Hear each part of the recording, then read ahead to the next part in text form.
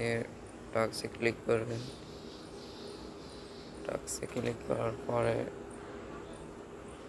এখানে get more task দিছে, এখানে কানেক্ট ওয়ালেট আছে, কানেক্ট টন ওয়ালেট আছে, এখানে আমরা কানেক্ট টন ওয়ালেটে ক্লিক করব।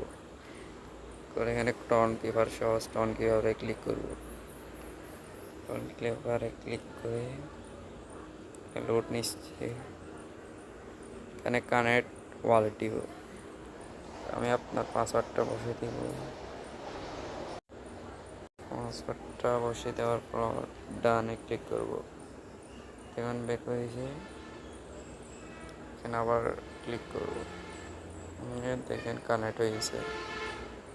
সহজে এইভাবে